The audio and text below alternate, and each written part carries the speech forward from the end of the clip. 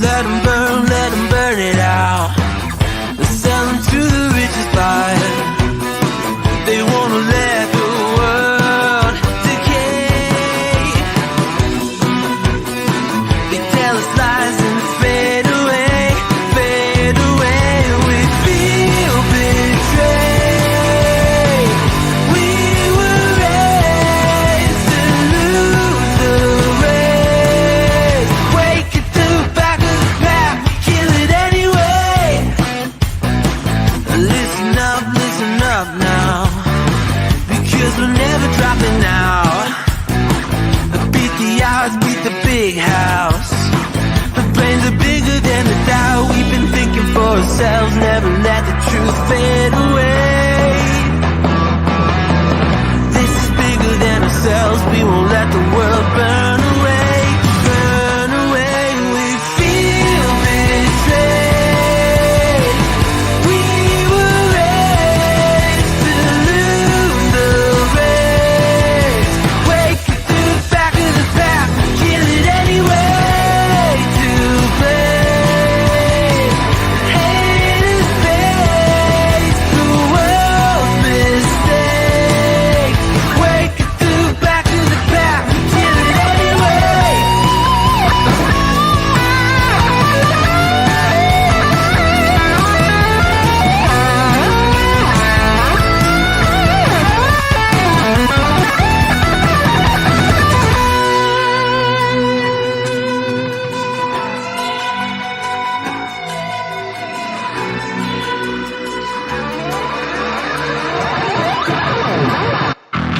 And we feel betrayed.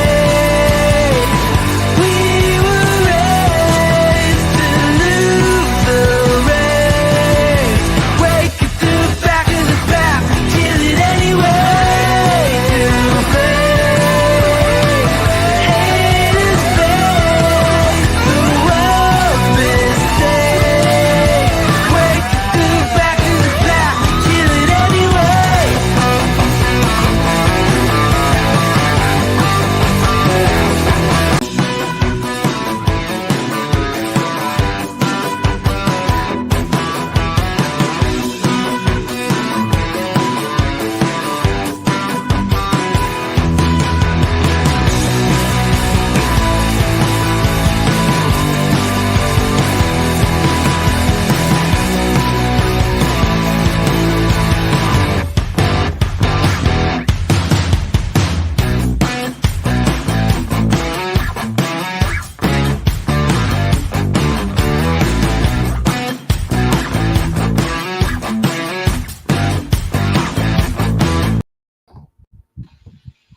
Hello, everyone. Welcome to Making an Impact.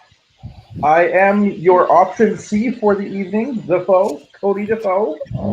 And on this side, we have the natural Miss Astor Pizarro. How are you Ash? doing? Good.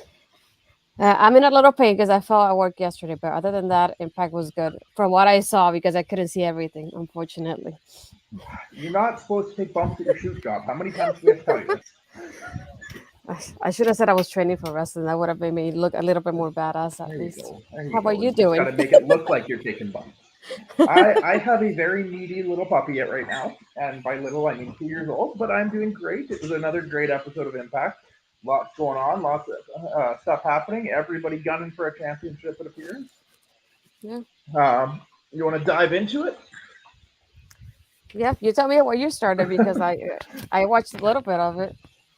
Yeah, the technical difficulties on Impact's YouTube channel today just couldn't be avoided and affected Miss Astor's ability to watch the start of the show. But I'll kick it off. We opened the show as they announced on Twitter earlier this week with Josh Alexander coming out and addressing the Impact faithful.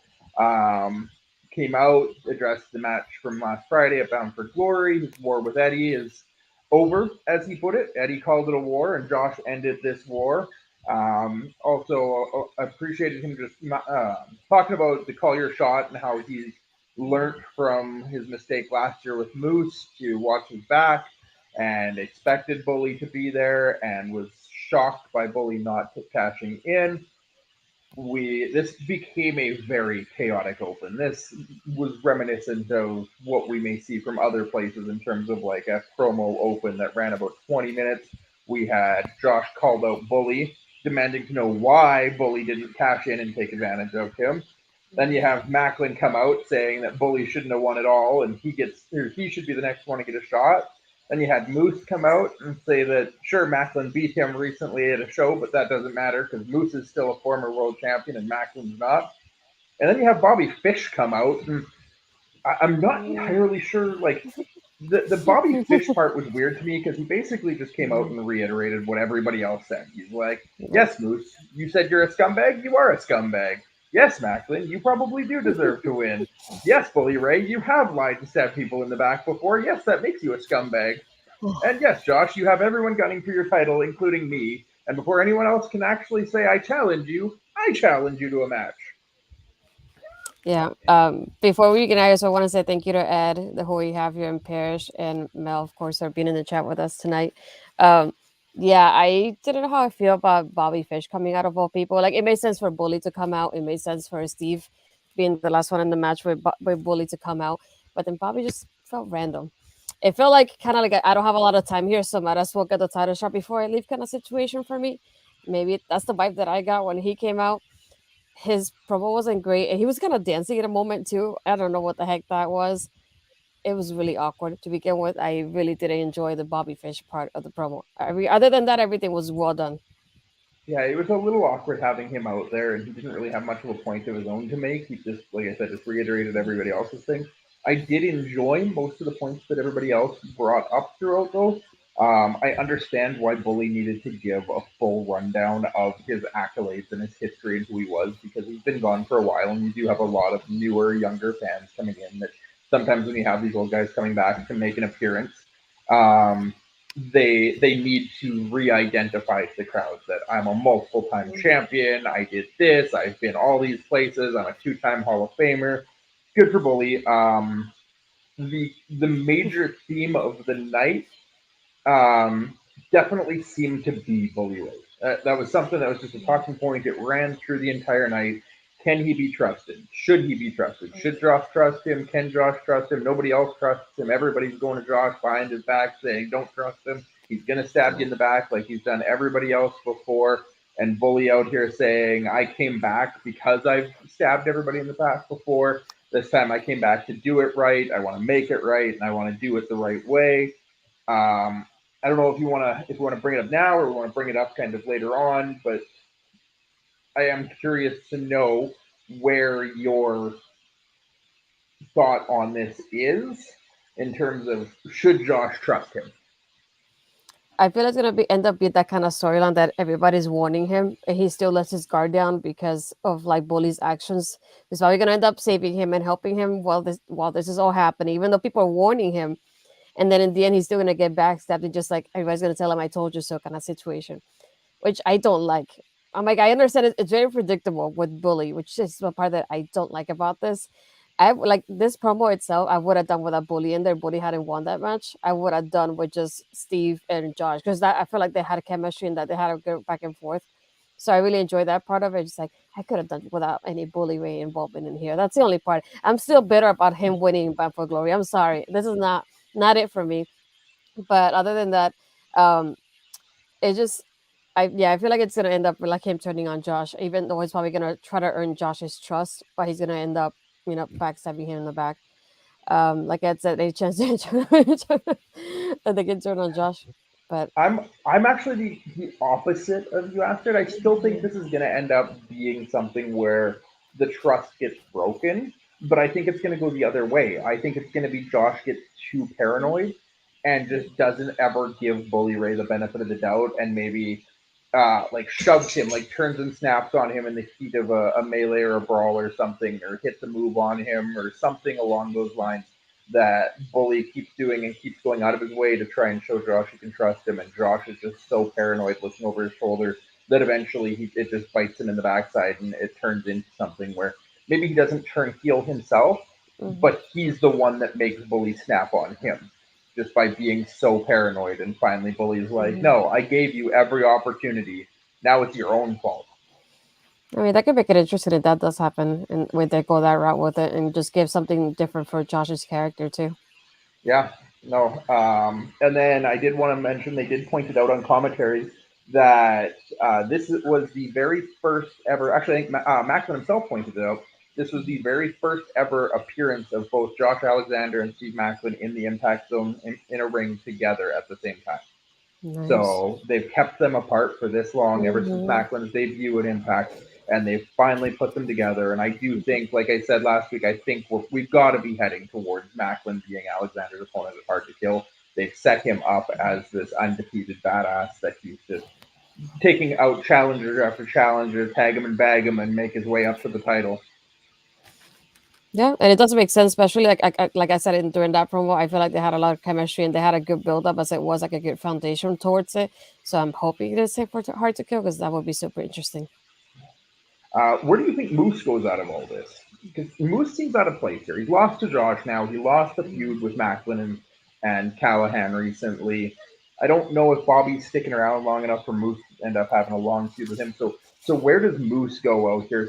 Talking about how he identifies with the last couple of years, he's modeled after Bully Ray, and he's made himself a scumbag based on the success Bully Ray had being a scumbag. Like, how does he fit into this?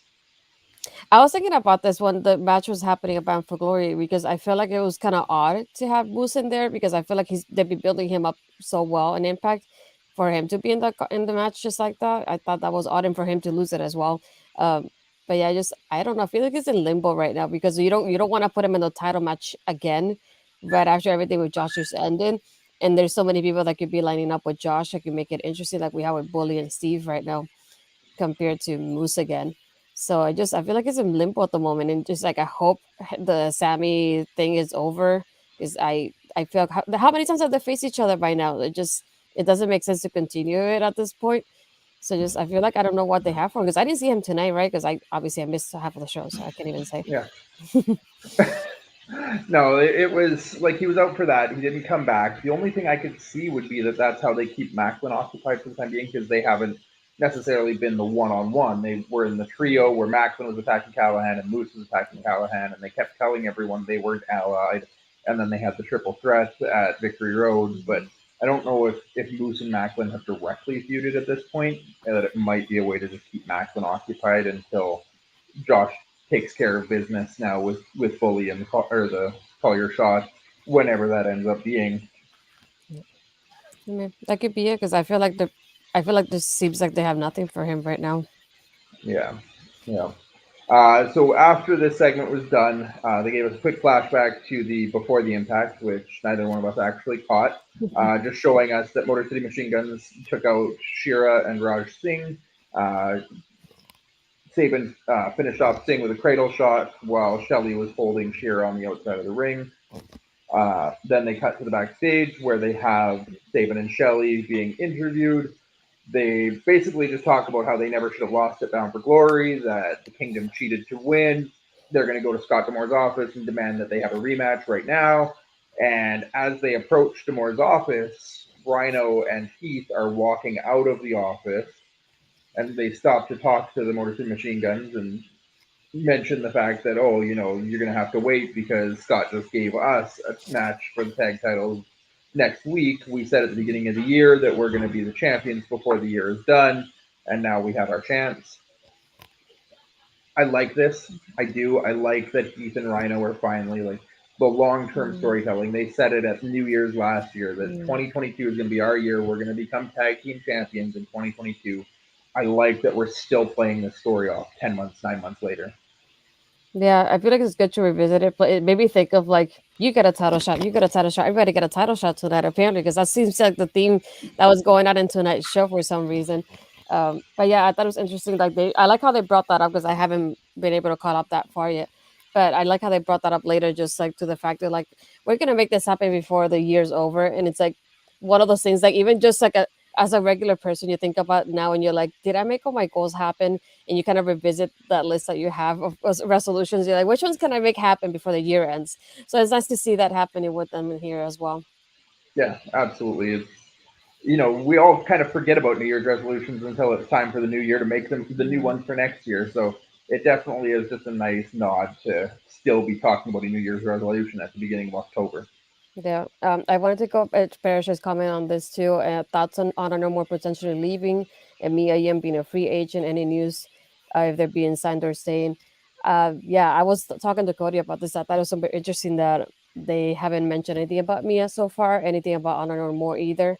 And this was taped the day after the pay per view, I believe. So we haven't heard anything else from them. They keep teasing on social media about what's going to happen next.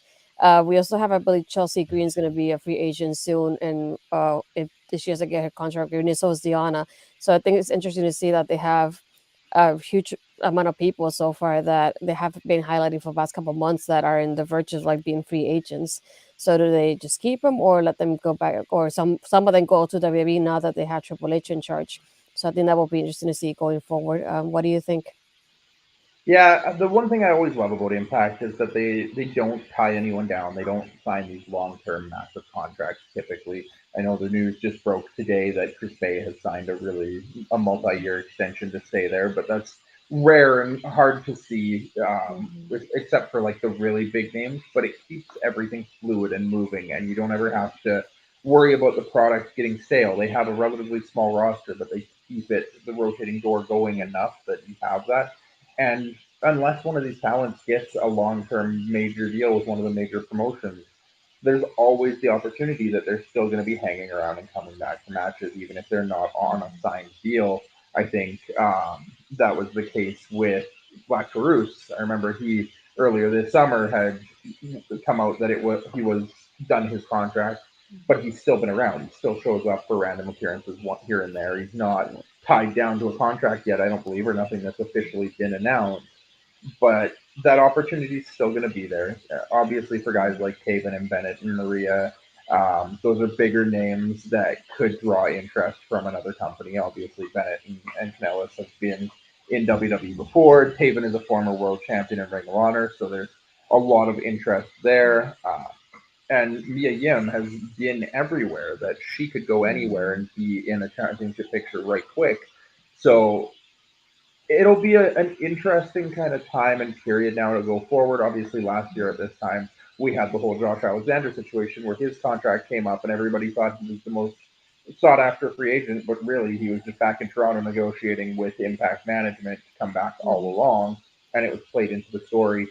The big piece to me right now is that the Hard to Kill promotional videos are still showing Bennett, Mhm. Haven, and Maria in a key role. So maybe some of the other pieces aren't going to be there, but I think the Kingdom is probably going to have this play into a story in some way, shape, or form and come back and make an impact at Hard to Kill.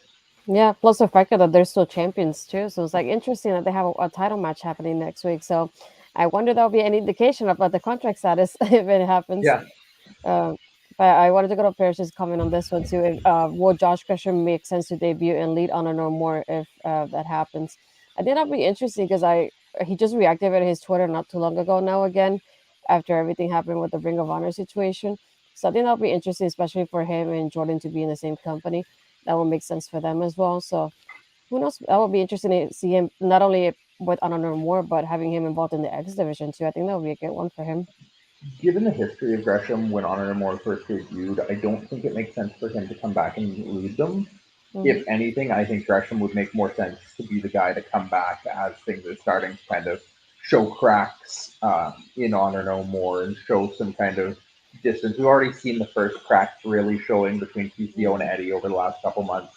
I think Gresham could be the guy to come back and kind of put the final nail in Honor No More's coffin because he really is the guy that personified that Ring of Honor, pure honor wrestling. Um, I would love to see Gresham back in Impact. I really would. Hopefully, he's at a place where he's mentally feeling up to it again. But as far as the Honor No More program goes, if it's not including the Kingdom and Maria and Eddie in their roles right now, I think they've kind of been the heart and soul of that group. I don't think it'll fit with anybody else that's coming in to take over. Yeah, I think this was also interesting. Barry's comment. Thank you for being here, Barry. By the way, Impact knows its limits and works well within them, making a profit. It needs to build slowly and not change its business model much. Yeah, I think it's just like they know the people they can work with, and like for example with Mia, they said that it's an open door, so she might resign. You never know. So I think it's just a matter of like not only that, but kind of taking a balance of like, do you want to have any outside projects like your Twitch, for example? That could be another thing. I know some of them are doing Twitch in the WWE now, but not only that, but the scheduling and little factors like that that could maybe have her lean towards resigning with Impact. You never know. But I think it's just one of those things that you have to weigh in more than just the wrestling part with Impact, but you have the outside projects too, and in any outside things you want to do. So we'll see how that goes. Yeah, it's a business at the end of the day. Obviously, everybody's in this to make money. Yeah, I've said it before in different places that my problem with Cody Rhodes when he left the other companies and ended up going to make more money elsewhere was that I hated that it was about money in that sense, but ultimately you can't fault somebody for doing what's best for their family.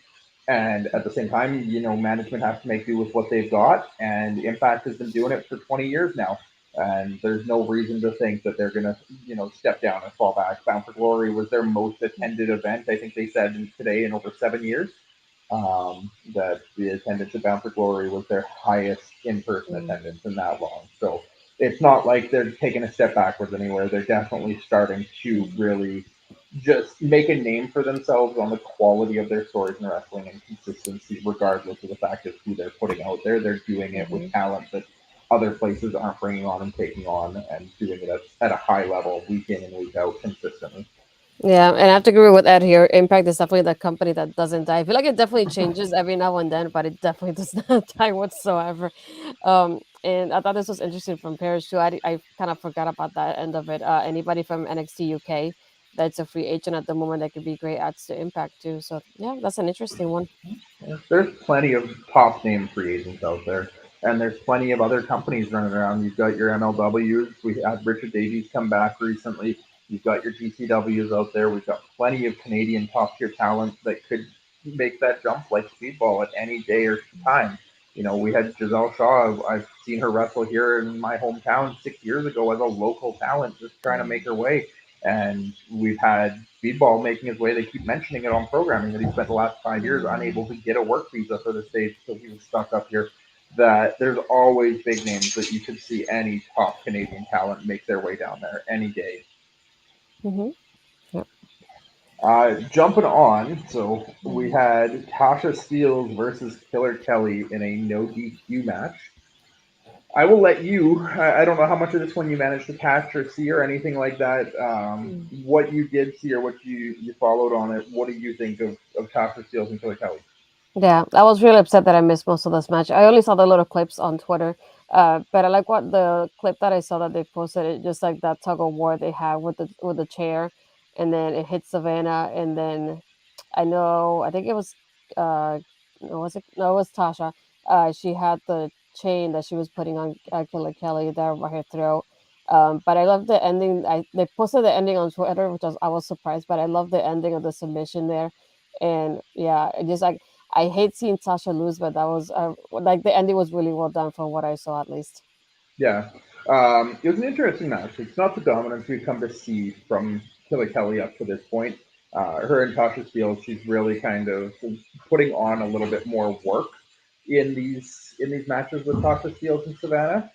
That she's putting more time in. She's being a little more methodical in her stuff. It's showing that she's still got some work to do because she's not extremely smooth when she's starting to put a lot more moves together. But the story of this match ultimately was her overcoming the 2-on-1 in a no DQ with Savannah at ringside. Savannah actually is the one that had the chain around her neck to start the match, handed it off to Tasha. Every time that Killer Kelly really started to pick up the momentum, it was always Savannah from the outside that was coming in and putting Killer Kelly down, letting Tasha get the upper hand, and then Killer Kelly had to work her way back into the top position, just get put shut down by Savannah again. So it wasn't until that tug of war with the chair where Killer Kelly managed to get Savannah out of the picture. Still got caught with the chain by Tasha, and then managed to just reverse the chain and put it into the submission herself. I just gotta shout it out to Killer Kelly because the one thing she does have, although her ring work is still kind of a work in progress, Mhm. from a wrestling standpoint, her mannerisms and her character work are impressive as hell.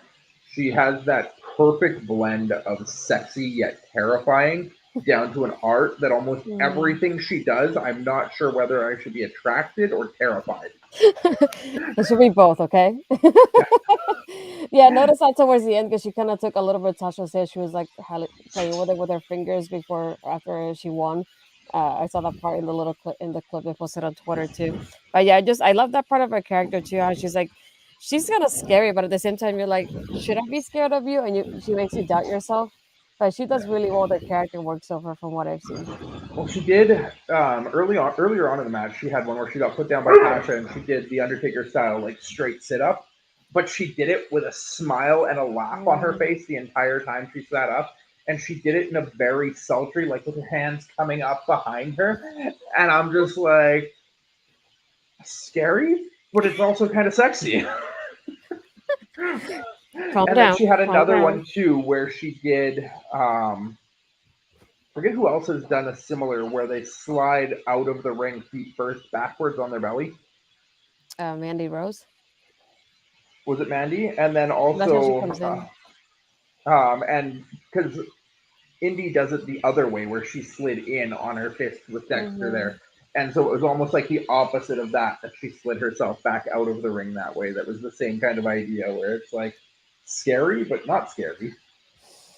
In going to Barry's coming, Sasha Steele is a great around wrestler, good in the ring and on the mic. Her and Kelly could have a real classic feud.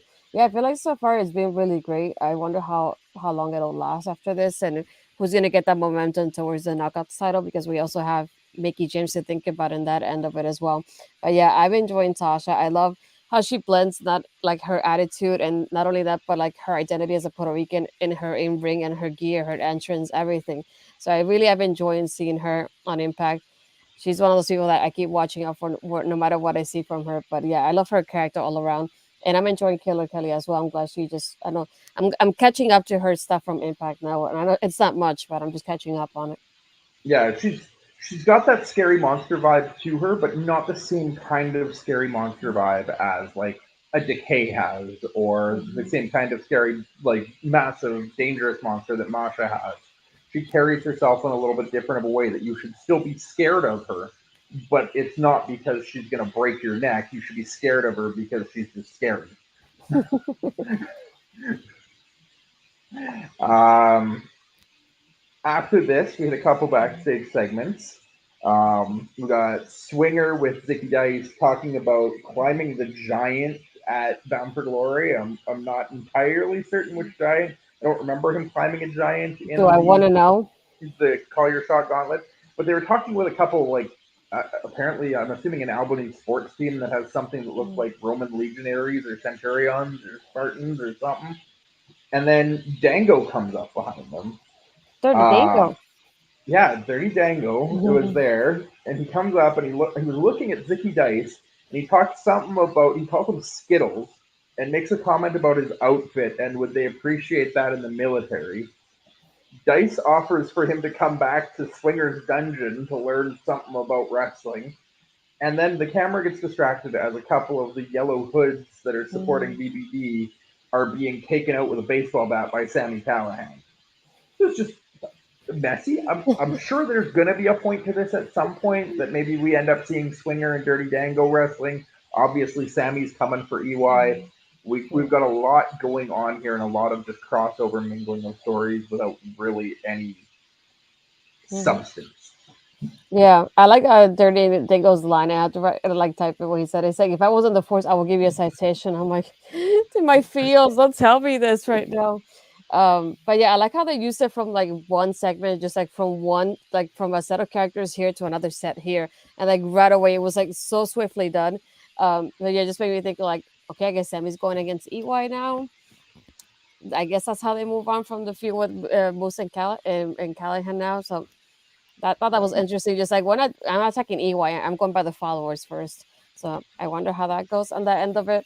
But I like how they just brought it in from one thing to another, just like in one segment there.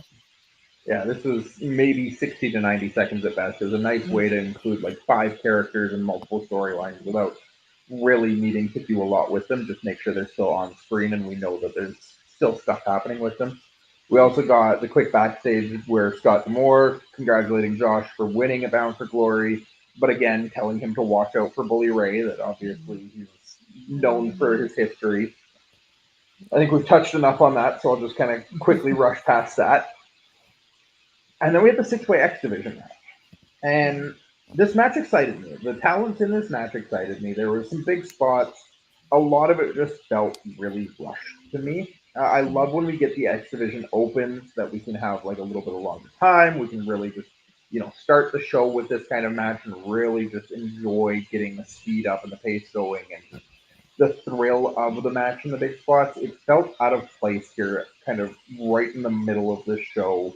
There was the only really big things that stood out to me was the right before the commercial break where we had kind of the everybody kind of cleared out to the outside. We had Black Taurus out first. We had him hauling Alex Zane out. We had Laredo throwing Kenny King out, and then Miguel threw Laredo out, and then Miguel threw Uemura out, and then somehow Zane's back in the ring again, and Miguel and Zane flipped and swapped over the top rope and out.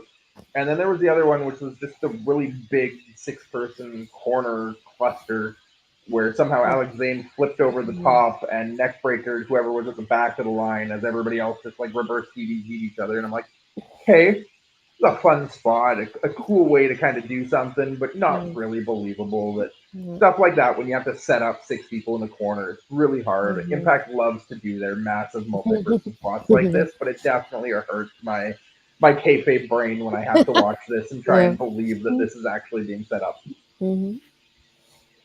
Yuya Uemura is somebody, they specifically mentioned today that he's on excursion in Impact Wrestling. I hope he's around for a while. I love Uemura as a young lion in Japan. I'd love to get to see him stick around and actually grow with Impact before finishing excursion and going back home again. Yeah, I saw that part of the spot you're talking about in the corner, and just I kept thinking, were they just trying to go for a Tower of Doom and it didn't work out, or what was the story there? Because it looks so awkward. And then when you think about it from this point of view, Kenny just was it a net breaker or something like that to Alex, and it looks so awkward because like you have all these people lined up, and in the clip that they showed, it only seems to affect Alex of all people, and it just like everybody's just laying down. So just like. Was it nap time? I don't understand what was going on in this part of it. And it's just like, so you have like, I think it was all of them in the corner, and only Alex is the one that got affected in the end. So it seemed like the buildup was for nothing for me when I saw that part of it. But I thought that was kind of awkward in the corner. And then I saw in the other clip they posted was the part with Alex throwing, I think it was a Laredo kid into Black Taurus. I like that, like the speed of it and that end of it, like the pacing of it was well done. And I feel like even the ending was kind of like rushed in a way because Trey just went for a move and it just like pin and win. And I was like, wait, that was it? It took me a moment to realize that he had one because I thought it was a 2 count at that point, to be honest. Yeah, and I think it was Tom, it might have been Matt, but one of them specifically said it right as the pin was happening, right after the pin happened, like, don't blink or you might miss it. Hey, Miguel just won. Yeah, that was weird. It was a little chaotic. It was very rushed. It didn't feel like anybody really got a chance to get into any kind of rhythm. It just felt like a spot fest and then move on. Right after the match was done, we ended up going backstage to the parking lot and finding Kaz, Frankie Kazarian, arriving to the building. People Mike Bailey approaches him in the parking lot, congratulates him on winning, tells him he's a great opponent and a worthy champion. He wasn't expecting like the fight or he expected a good fight but didn't expect to lose, but he's happy that Kazarian was the one to do it. Yada yada yada. Trey Miguel walks up just to point out that he just won that match, the X Division 6-way, and he's coming for that title again. Not much to say there right now. There's obviously some moving pieces in the X Division. There's still a ton of talented people in Impact. I'll leave that for the end because I know we've got more to this story to come. Yeah. So let's jump in. Vex and Giselle Shaw versus the Death Bells. How much of this one did you get? Well, I watched a little bit from your TV, from what I could see, Yeah. from what I could catch. But I like how in the storytelling in the match of having Giselle in there and the way she was involved with VXT. I like how they started that going on, and towards the end, when she's the one that Rosemary is the one that takes the pin is the first thing of all.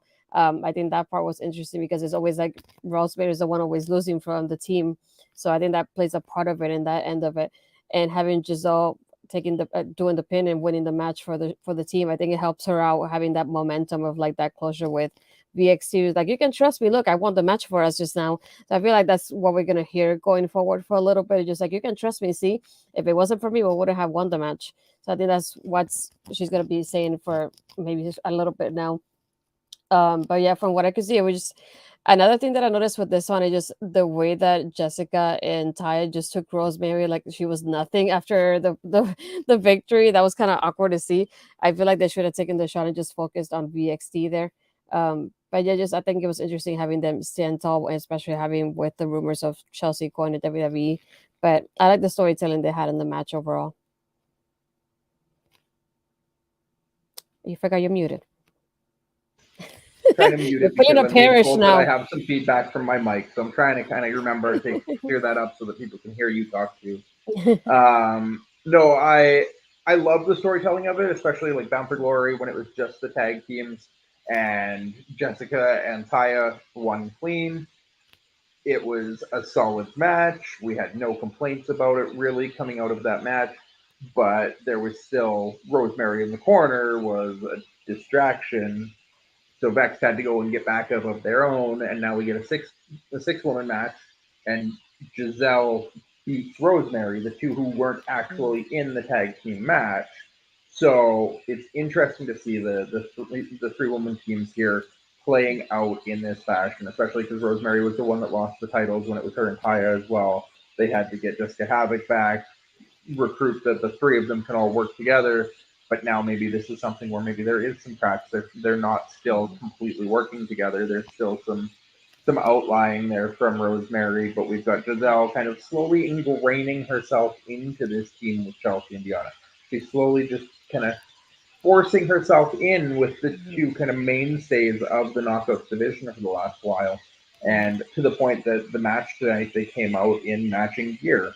Not entirely, obviously. Vex still came out together and had their identical outfits, but Giselle still had the color scheme down. She had the idea of what the look was going to be and had something that didn't look completely out of place.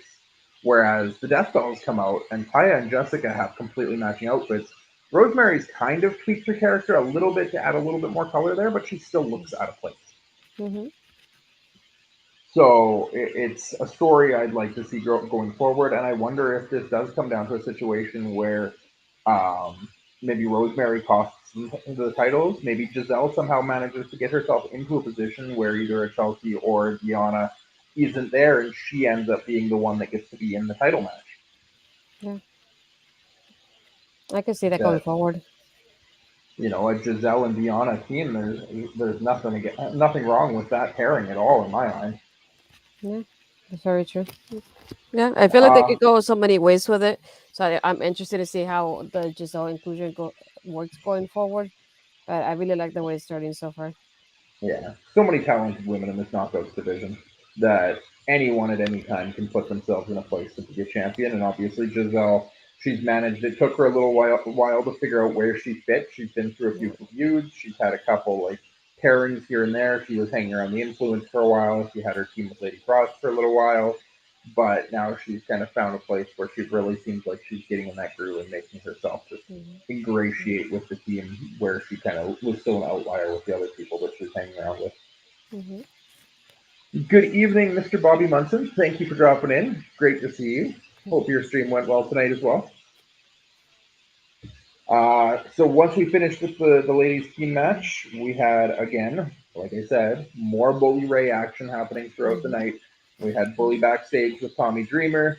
Dreamer talking about how everybody's talking about how untrustworthy Bully Ray is. Everybody's saying he's gonna turn. He doesn't mean it. He's never actually here to do the right thing. And Tommy kind of pleads with him and asks him, Mm-hmm. I know how you get when the title is there, when you have your opportunities, and when it's actually on the line, that they can flip that switch and just like, don't make me regret having your back. And Bully kind of takes offense to this. Like, have I ever made you look bad? Have I ever made you look like an idiot? Have I ever turned on you? And Tommy kind of steps back and says, no. And this ultimately led to the two of them that, they wanted to go one more time as a team. Tommy wanted to like prove that trust with Bully and mentioned, going one more time in the team. And Bully says, Absolutely, let's do it. Let's go for one more ride. So I know you're not happy with Bully Gaming. I'm not quite sure of your thoughts on Dreamer. Really? What are your thoughts on Bully and Dreamer teaming again? I kind of wish he would have like tell me what a response like. No, you didn't turn on me, but you turned on this one and this one and this one and this one, this one. You want me to keep going? Okay, this one, this one, this one. That's all I want him to say in my mind. But no, it's I like seeing that because it kind of feel like maybe when Josh sees the way that they team up, he's like, oh, maybe I can trust Bully because look at the way that he teamed up with Tommy, kind of thing. So maybe we'll see that, and so I'm curious to see how the match is gonna happen next week and how their chemistry is gonna be about, and like Josh's involvement, or maybe we see him kind of watching the match backstage, anything like that to kind of connect it back to Josh and the Bully storyline. But yeah, I'm not happy with it. You know how it is, but I'll have to, I guess, watch him when go through this for a little bit. But I'm hoping it'll be over before I think so. I mean, I'm not usually one to praise a 51-year-old wrestler coming back into the ring and trying to win a championship, but in this case, I missed so much of Bully's main run in Impact Wrestling. The big thing I took away from this part, though, I forget if it was this part or was the opening segment, but where Bully talked about how he spent more time in Impact than he did Mhm. ECW, than he did WWE, than he did ROH. He's never spent any as much time in any one company as he has in Impact, and that was a big takeaway, and also kind of shocking to the fact that I really haven't seen any of Bully's run in Impact because the heart of his run in Impact was during a time when I wasn't watching wrestling at all, I like how and you said so that, ironically, because I was there while he was a part of the Aces and Eights, and I was there for that Brooke wedding too, live watching it. So yeah, I was like, I think also when you think about that point of when he points out how long he's been in Impact, it shows his loyalty that he hasn't. Like when you think about it that way, it's like he hasn't betrayed Impact because he's been there that long. So I feel like it adds another layer to like that trust and loyalty aspect of Bully Ray. obviously that's going to be a key story of this entire feud between him and Josh is just the trust and the loyalty and who has it and who doesn't. And, I'm okay with it going around like that because now you put it one way where you think he'll be the one to betray trust, and I think it could be the other way where Josh Mhm. betrays trust, and it'll be interesting to see which one is the one to eventually break that trust between them leading up to the match. Yeah, and going here to Barry's comment, one good thing about Bully, he's good on the mic and bring and engaging with the crowd, and Impact really needs that. I feel like he's the kind of person that whether it's positive or negative, he always takes a reaction from the crowd, which is one thing you want to have as a wrestler, and as somebody who's obviously in the center of it all, and just you want that reaction. So I know he'll always get it. I just think back of the Aces and Eights, and I can't unsee that because I was there for the whole thing. Um, and I was going to the tapings in Impact, which were in Orlando in Universal Studios. So I was going there often while this was happening. So yes, I don't trust Bully Ray to begin with. I'm sorry. Nope. Uh, Once we were finished with Bully and Dreamer, and they made the announcement that they would team together again next week, we went to Honor No More backstage with we had Vincent, PCO, Taven, Bennett, and Maria all standing in a room. Kenny King wasn't there. Eddie Edwards wasn't there. Interesting kind of grouping of people to be around is that it was kind of the ones that were the first batch to show up before Eddie turned, before Kenny kind of made his impression made. These were the original five that showed up 10 months ago, and it's the original five now kind of on their own back there again. We had Maria talking about adversity and how they faced it since the day they arrived. We had Taven talking about the lack of respect and the fact that he's been with Impact for 10 months now. Scott D'Amore still won't come and shake his hand after a victory the way he did for Josh Alexander today. We, I had to make the note because it popped me when he referenced Scott D'Amore giving the tag title shot to Rhino and Heath, but referred to them as the redheaded Melvin and the hobbling hippo. I totally didn't hear that because I was listening from your TV, so I couldn't hear everything. But yeah, that's a good one to pick up. Yeah, no, that one made me pop. And then Bennett talking about how Eddie isn't here. They don't know where Eddie is. They haven't seen him since Bound for Glory. Hopefully, he'll be back next week. But they're going to go out against the team of Heath and Rhino, and they're going to do right by Eddie and make it carry the message of Honor No More in Eddie's absence. Definitely interesting kind of pieces here. that Caven's talking about wanting respect from management. Bennett's talking about carrying the message of Honor No More. You have Maria just talking about all the adversity. You had PCO just like echoing random words in the background, and you had Vincent just standing there smiling. I don't think Vincent said a single word in the entire promo. He was just a visual presence. Um, Interesting personalities, interesting dynamics in Honor No More. It definitely seems like we're seeing a little bit more of their individuality showing out.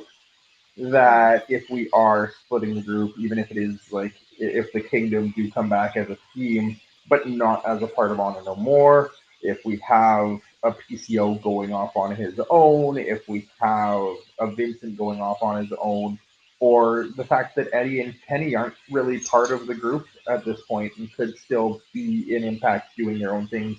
Kenny hasn't really felt like a part of Honor No More except when he's in the multi-man. Everything Kenny's done so far since returning has felt like he's still fulfilling his own mission and just kind of hanging around with the group to be one of the boys. Yeah, I realized that too. When they came out to attack Josh at Banfield Glory after the match, it felt like Kenny's presence wasn't like there like that, and I feel like when no matter when I see the attacks, it always feels like the Kingdom more than anything, and then Vincent, and then sometimes PCO. But I feel like Kenny's like if you were to rank them, you see Kenny the least out of anybody in the group, and I kind of see that like very often. So sometimes I feel like I forget that he's part of the group, even though he's part of it, but it's just like whenever the attacks happen and the saves happen, anything like that, I feel like you don't see Kenny as often. I wonder why, to be honest. And it just like it made me think. You made me think about it just now with that point of the backstage segment too. Yeah, yeah, absolutely. It'll be an interesting match to happen with Rhino and Heath. I think the way it plays out, win or lose, the way the match plays out and the way it ends, it'll be very telling as to where these rumors of their contract situation are headed. Whether it's something where they're legitimately going to be leaving, whether it's something where um, they may take some time off and come back as a surprise somewhere down the line. It could go either way. Again, Impact is great at playing these stories around contracts and especially contract negotiations. We're making it look like somebody gets written off TV for a while. You expect they're not coming back, and then they can be a big surprise a month later. Hmm. Speaking of big surprises, one of the bigger surprises from Bound for Glory was Matt Cardona's return in the final slot of the Call Your Shot Gauntlet. And then his very soon thereafter shocking elimination by Bhupinder Gujjar that led to a match tonight where they replayed that highlight of Gujar eliminating Cardona in the gauntlet and set up for a one-on-one match, kind of surrounding the Digital Media Championship as well. First things first, right off the bat, early in this match, Matt Roywalt made a comment about Cardona being upset coming back because he never lost his digital media title. Correct me if I'm wrong, chat or Astrid. If I recall correctly, Cardona lost the title. Cardona lost a match to Rich Swann for the Digital Media Championship, but him and Brian Myers absconded with the title. That Swann was a champion without a title belt. And then Cardona took the time off, handed the belt to Myers, let Myers take his match in what was supposed to be Cardona's rematch. Myers won, therefore beating Swann to actually keep the title Hmm. that he never had to begin with, that wasn't his, and has now defended it multiple times since then. So Cardona still lost, right? Yeah, I remember like I was thinking about this when I saw the advertisement for the pre-show before Bound for Glory, because I kept thinking from what I've seen, because I like I said I haven't caught up entirely yet, but it was to that point just like I kept thinking, okay, Brian has the title. I thought Cardona handed it off to him. I was like, so are you champion by default because of that? I didn't know that was a thing that could be done. That was hers. And so I thought that was interesting. And then I kept thinking back when Cardona was saying like he was returning. I kept thinking, well, is Cardona gonna face Brian for the title? Because that would be interesting to see. It's like kind of like I handed it off to you, but you have to give it back to me now, kind of thing. So it was like, is that something that's gonna happen sooner or later between them? It's just like, do they face each other, or that she just goes, "You did me a favor, so I'll do you the favor back," kind of thing. So I was wondering how that's gonna play out on TV with them. But, but he wasn't actually the champion when he handed the title off. Yeah, Swann was yeah. the champion. He was handing Rich Swann's title to Brian Myers. and then in that sense, let Myers take his guaranteed rematch for the title.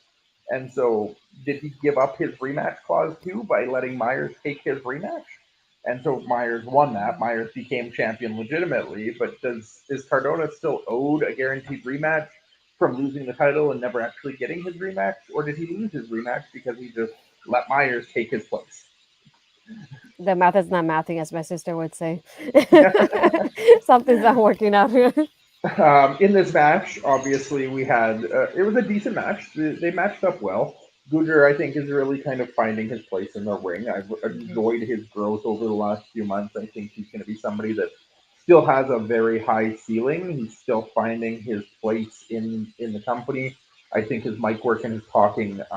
Obviously, they tried to put Raj Singh with him, but played the story out that Singh went with Shira instead, and Gujar wasn't interested. I'm not sure that Gujar is in a place where he can talk really well for himself yet. I'm not getting a ton of personality. The couple interactions he had with W. Morrissey a couple weeks or a couple months ago before, I think it was a tag match they had just before Emergence. There was a few different interactions we've had with Morrissey and him before Morrissey left for other opportunities that they gave him a little bit of chance to talk, but the match itself and the ring work for him, I still think is solid. This match ended up ending with Brian Myers coming out, showing off his major players shirt again, and distracting Gujar long enough for Cardona to hit the radio silence and the pin, and then Myers and Cardona celebrated, one on each corner, with Myers holding up the title. Obviously, Cardona does still value that title, so these two just got together after being enemies for so long in Impact that they finally came together as a team. I don't know that I necessarily want them to split over the title right now. I think I'd almost Mhm. prefer Myers to lose that title, and maybe we actually get the major players being someone in the tag team scene going forward. The tag titles, I feel like our tag team scene is starting to get a little bit stale again and needs a little bit of a shakeup. So Mhm. putting the major players in there with your Motor City Machine Guns, with your Bullet Club, with your BBB, with your Kingdom and Heath and Rhino, we can have just one more layer to that again. Yeah, I feel like when I think about options when it comes to like Cardona saying about the title, it just makes me wonder is like I said, does he hand it off to Brian or does he go, we gotta face each other soon for this title and just kind of like play it off like we're friends, but the title's still on the line kind of situation and not necessarily split them up because I feel like they could easily do that between them. Because like you said, they just tweeted not too long ago. I just like you don't want to see this again, even with the title involved when it just happened recently. And it's still kind of fresh in a lot of people's minds. So I feel like either you have to leave like a gap in between there to make kind of people forget a little bit of what happened before and have other people face Brian. Or do we go just like, oh, we're friends, but this is my way of handing up the title to you. We'll have a match together or something like this. Um, but I feel like for this one particular, they could go in so many different ways. They have a couple options of the way they can do it. But yeah, I think it's interesting to think about like having Cardona and wanting that championship that his best friend has now. I guess if you want to call him best friend at the moment. Forgot you're muted again. You're just talking really quiet. You just can't hear me. Yeah. Okay? I'm not sure where the promo will fit in here, so I'm gonna just throw it in here right now that they Mhm. made the announcement tonight. Tickets going on sale. That they are going to be recording another episode of the IPWF, which I know you're not too familiar with. They've only run a couple Mhm. episodes over the last few years. I managed to catch the one last year. I am a fan. I love this idea of a fun show where they go back. The all of the wrestlers are different characters in an '80s style wrestling indie Mhm. fed, old school regional territory kind of vibes. I know last one they had like Josh Matthews was back on commentary again, and they had all of the crazy wild shenanigans of the over the top characters that we would have seen back in like the '80s wrestling. I assume this will probably be something that if it's being filmed end of November, it'll probably be an episode around Christmas. Definitely try and mark it on your calendars. Look out for it. Keep an eye for IPWF, which I think this will be episode 3 or episode 4. It's a ton of fun, and if you enjoyed wrestling in the '90s or the '80s or back then, it's not something that's a big thing. It's not made a big deal. It is just meant to Mhm. be pure fun shenanigans, and it's a great time in the holiday season. Mhm. We had a Mickey James interview. We had her back there talking about the women's title match from Friday, praising both Jordan and Masha for what they did. Mentioned her match with Mia and overcoming, and how she's earned a ton of respect for Mia. That Mia put up a great fight. And then we had Deonna, Chelsea, and Giselle show up to ruin the party. Deonna talked about her list of accomplishments and how she is the top tier of Impact Wrestling in the Knockouts division, that she's multiple time champion and she's beaten Mickey and she's done this. And then she points to Chelsea, and the one big accomplishment Chelsea Green has is, oh, wait, beating Mickey James. I did find it interesting that we had Giselle there and that they didn't actually talk about Giselle doing anything of like anything like that. Maybe it's something where we do end up seeing Giselle be the one that her big accomplishment ends up being to retire Mickey James. That would be a huge thing to put Giselle over for the future.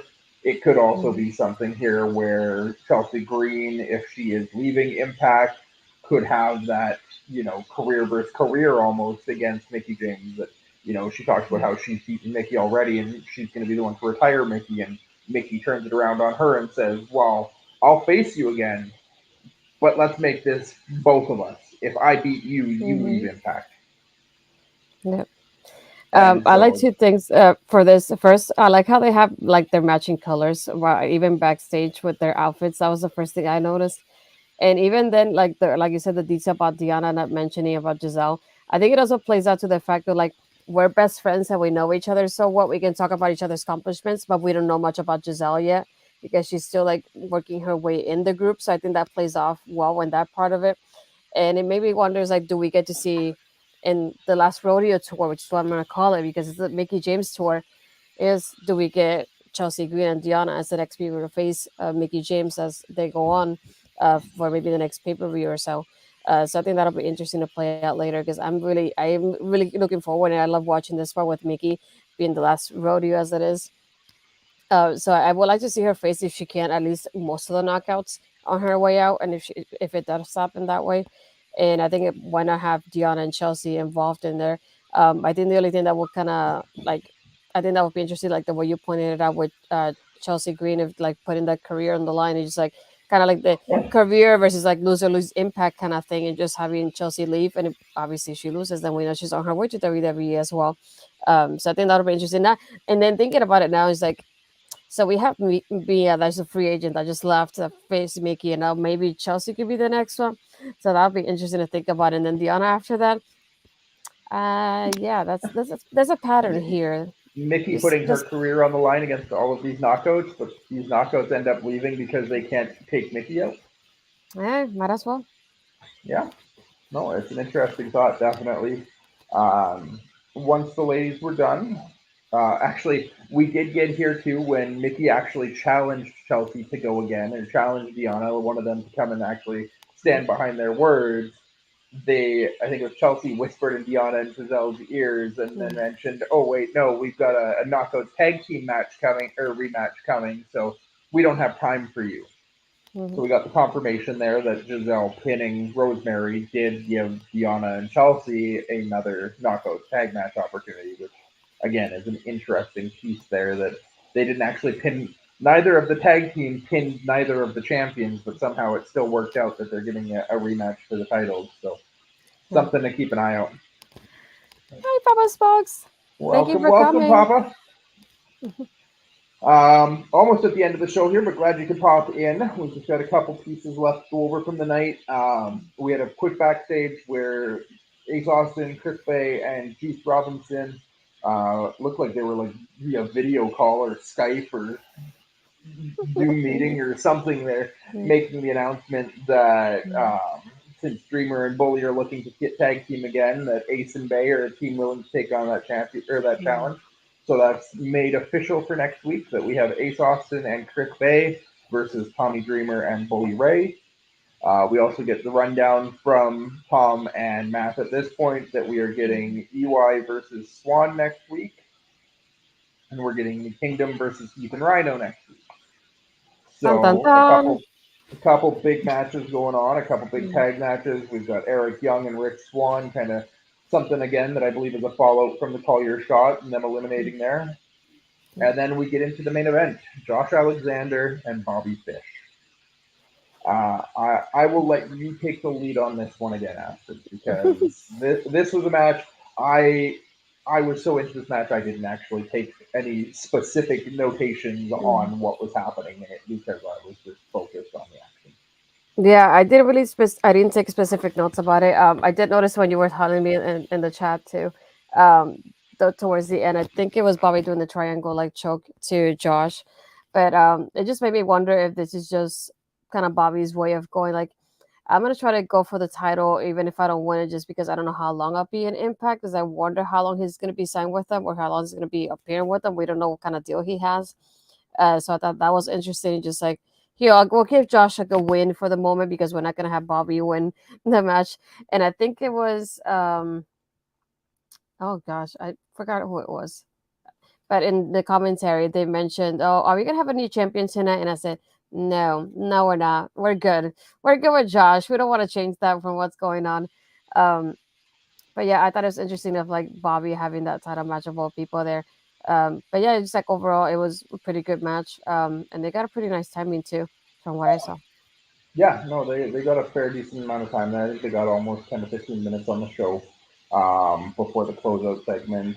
There, I think it was actually Matthew Raywell right before the commercial break Mm. when Bobby Fish hit him with the leg whip onto the entrance ramp. That right as we were going to break, and he's, "Can we have a new champion tonight?" And then we hit the commercial break there. Um, it was a solid match. They definitely played up and played on the fact that Josh was still, after that brutal beatdown of a war that he Mhm. had with Eddie, he couldn't Yeah. possibly be 100% 6 days later.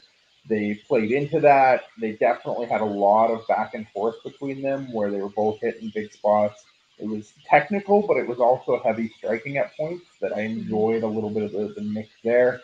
The finish of the match was really well done, where you had Josh with the ankle lock. You had he hit a big spot. He went for Earth.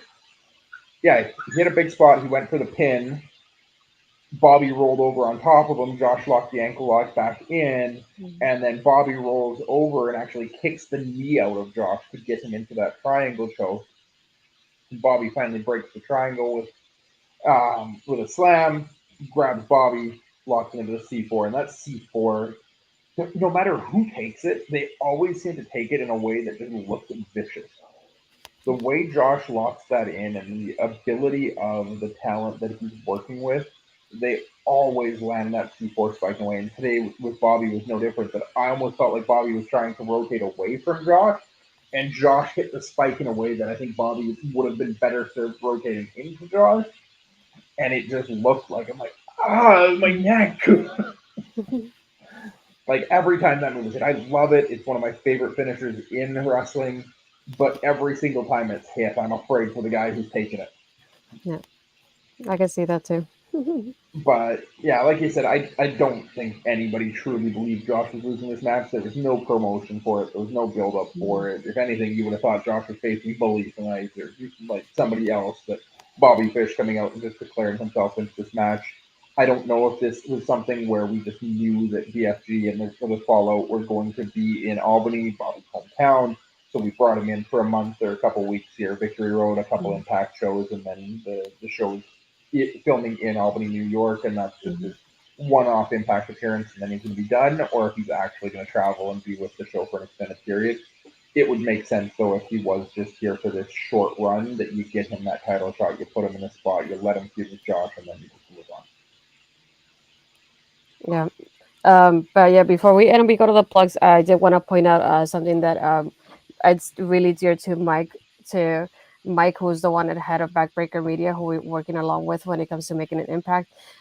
He did say that starting Wednesday, he's going to be doing the be part of the Solution Fundraiser campaign, which is going to be with Jack.org, which is to teach youth about suicide prevention. And the campaign is going to be up until the end of November. So any donations, any merchandise sales will go towards that. And he said he has a 750 and $1,000 goal, and any rewards are going to be announced during Rick Jewel's stream, 24-hour stream, which is November 5th. And for those of you that don't know, because I forgot to say it last time because I was so nervous and it was our first show, so forgive me for that. um Yeah, for us, well, I'm working with Breaker Media, so our show is gonna be airing on Thursdays usually when it comes after Impact. Sometimes on Fridays, depending on the pay-per-views, like the big pay-per-views that we're gonna be discussing. But other than that, on Mondays you're gonna get the replay on Backbreaker Media's YouTube channel. So check that out whenever you're on Monday. You can catch the replay if you missed it, and you can also catch it on my channel if you missed it as well. But yeah, I'm gonna put here the little banner, which is the website jack.org. But other than that, where can the people find you, Cody? I mean, I'll give my plugs, but you're forgetting one thing, Ashley. Oh You're no. forgetting the most important thing that happened tonight on the show. Oh yeah, true. It's right there. It's in my name tonight. You Yeah, forgot that I was cashed in tonight, okay? yeah. We I was had passed on. I was option A. after the main event was finished, Josh finished off Bobby, and as he's celebrating the win, we get Frankie Kazarian music. So for anybody wondering why Kaz was in the parking lot arriving to the building when we ended the show and hadn't seen him yet, he finally gave us that reason. He walks down, he congratulates Josh on winning, congratulates Josh on being a champion. I think he made a comment about Speedball for being a great opponent to Hmm. him. Yeah. And then it's not all fun and roses. I'm not just here to congratulate everybody. I'm here to cash in option C. We are getting Frankie Kazarian versus Josh Alexander for the Impact World title. That I was very curious when Kaz beat Speedball because Kaz coming across from AEW, he was somebody who isn't actually like a full time Impact talent anymore. It was very weird for him to win that title at all. This makes a lot of sense as somebody who's an older guy who's been around. He didn't need to climb the ladder back to the world title. He's smart enough. He knows the quickest way to a world title match is the X Division option C. Hmm. I'm excited for this. I'm always excited when Austin sees cashed in. I don't believe Kaz is winning this. I don't believe he's the guy to take the title off Josh. But I think this is going to be a fantastic match. I think Kaz is somebody that can always put on a great match with anybody. Disappointed we don't get Kaz versus Saban for the title, which I predicted last week might be a thing. Hmm. But this is a great alternative where we get to see somebody coming back who is an Impact original and getting that chance to go for a title again. What do you think of that? Yeah, I thought it was super interesting. Like you said, it just reminded me back. I'm like, so this is why he won the match. Now that explains it. I feel like that makes me the full circle after the match. But like I said, it just reminds you of the theme that I had earlier. Just like you get a title shot, you get a title shot. Everybody get a title shot against Josh. Apparently, like who doesn't want to face him?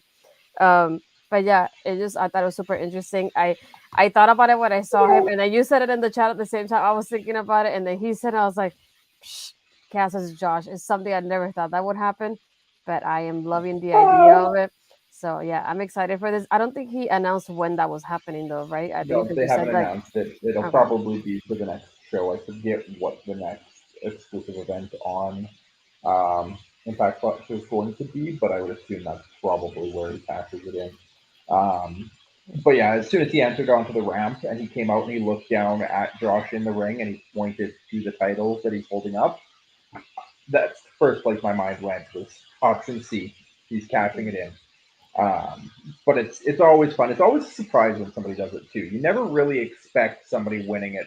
Like when Josh had it for his extended run before cashing it in last year, it almost got to that point where he'd beaten everybody along the way, and the only thing that made sense was for him to cash it in. You never expect somebody to just win it and immediately go for cashing, unless they're Austin Aries, because apparently he does it every time. But we don't yeah, speak of him. no, we don't know who that is. I will give it though for myself. You can catch me here every Thursday night talking Impact with Astrid. We will be live on Friday nights immediately following the Big Four pay-per-views. Next time we will be live on a Friday will be Hard to Kill, January Friday the 13th. We will get Astrid come in her best Ghostface costume and enjoy that one in all of the Friday the 13th glory. We were here Thursday nights otherwise, This immediately is following Impact on Access. 10:30 Eastern, 8:30 Mountain Time for myself.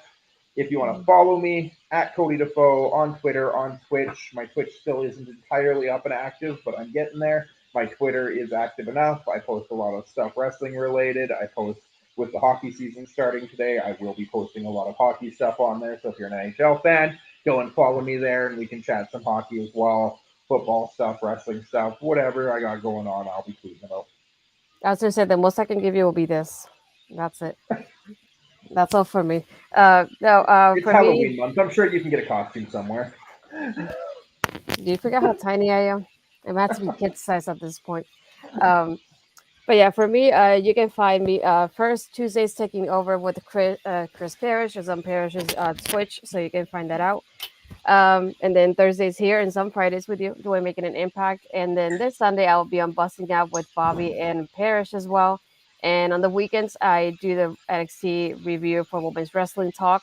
And I believe this Friday we're gonna have the interview with La Rosa Negra to close out for Hispanic Heritage Month of Women's Wrestling Talk. So watch out on the socials for that one.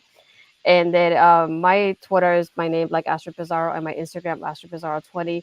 We'll keep posting clips here and there of what, highlights of our show through the week as well. So we'll have more people joining us in the coming weeks, hopefully. But yeah, if you know anybody, let them, tell them about the Twitch channel to follow me and subscribe to the YouTube. Subscribe to Backbreaker Media on their YouTube as well for the replay. So yeah, any kind of support, we'll definitely appreciate it. Thank you, Bobby. Oh yeah, my people will get back to your people with my demands. I'm still in the process of that, but I'll let you know though. I'll let you know by Saturday evening. I hear from my people that Astrid's people demand that she has her M&Ms sorted by color. Yes. But yeah, no, I'm gonna have a list of demands. I just have to think about it. I need to be in my mindset for my list of demands on Sunday. But yeah, anything else that you got going on for you before we Nah, head out? I just want to say thank you to everybody for joining us in the comments. Barry Monkey, Bobby Munson, Ed Price, Chris Parrish, Mel Ball, everybody who's popped in, left a comment. Obviously, comments always improve the algorithms on these streaming platforms. We love joining the conversation. We love hearing you in there. If you're watching this after the fact, definitely pop in and join us live if you get a chance. Leave a comment on the YouTube, on Backbreaker, or on Astrid's channel when you're watching. Let us know that you're there. Let us know if you're enjoying it, if you want to see something different, if we missed something, if you'd like us to do something that maybe you think could help us on the show. We appreciate the feedback here. Appreciate you checking us out, and we'll be back again next week. So see you guys next week.